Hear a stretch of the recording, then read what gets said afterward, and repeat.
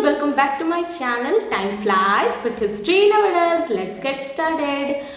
पिछले वीडियो में हमने बात किया था शिशुनाग साम्राज्य के बारे में, शिशुनाग के शासनकाल के बारे में। इस वीडियो में हम उनके बेटे और उनके सक्सेसर कालशोक के बारे में बात करने वाले हैं। कालशोक का नाम आपने जरूर सुना होगा क्योंकि उन्हीं के शासनकाल में द्वितीय बौद्ध समिति हुई थी।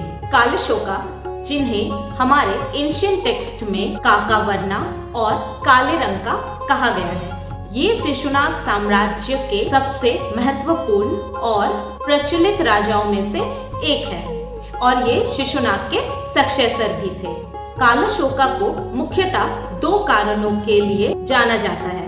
पहला, पाटलिपुत्र को मगध की परमानेंट कैपिटल बनाना और दूसरा, इन्हीं के शासनकाल में द्वितीय बुद्धिस्ट काउंसिल हुई थी।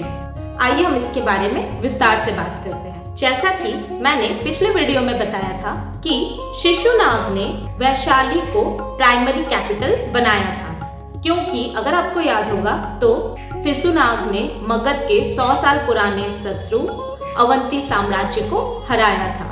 वहां के गवर्नेंस को सही से चलाने के लिए उन्होंने वैशाली को अपनी प्राइमरी कैपिटल बनाई थी। उसके बाद राजगीर बनी और पाटलिपुत्र भी। इस तरह से जो बार बार कैपिटल शिफ्ट हो रहे थे, इसी को कालशोका ने परमानेंट कैपिटल बना दिया था, पाटलिपुत्र को। कालशोक ने पाटलिपुत्र के ज्योग्राफिकल और कॉमर्शियल इंपॉर्टेंस को समझा।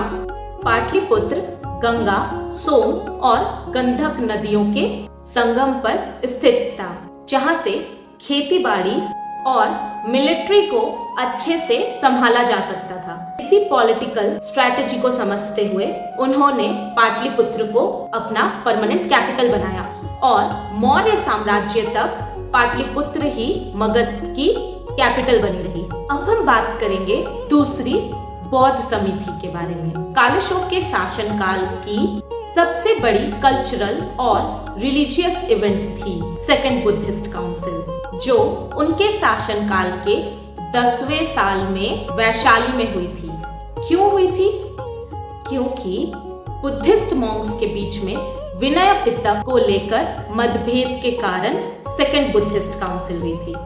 अगर मैं विनय पिटक के बारे में आसान भाषा में बताऊं तो ये भिक्षु और भिक्षुणियों के नियम की एक किताब थी, जिसमें उनके दैनिक जीवन के नियम, समाज में बर्ताव और मठों की गतिविधियां कैसे चलनी चाहिए, इस सब के बारे में विस्तार से बताया गया है। दूसरी बौद्ध समिति जो वैशाली में हुई थी, इसका मुख्य कारण था भिक्षुओं के बीच मतभेद। कुछ भिक्षु विनय पिटक के नियमों में ढील चाहते थे, जिसके कारण भिक्षुओं के बीच मतभेद हो गई थी। इसी की गंभीरता को समझते हुए कालशोक ने द्वितीय बौद्ध समिति वैशाली में करवाई थी। आइए अब हम जानते हैं कालशोक के एडमिनिस्ट्रेशन के बारे में। शिशुनाग ने अवंती, वत्सा और कोसल को जीतकर मगध में मिलाया था, पर उन्हें नियमित रूप से रखना ये कालशोक का काम था।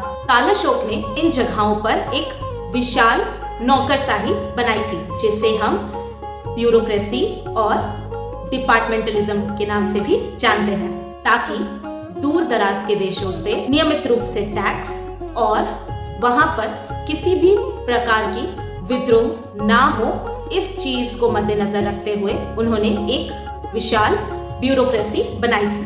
कालशोक ने अपने बड़े एम्पायर को चलाने के लिए अपने बेटों को अलग अलग प्रोविंस का गवर्नर या वॉइसरॉय बनाया।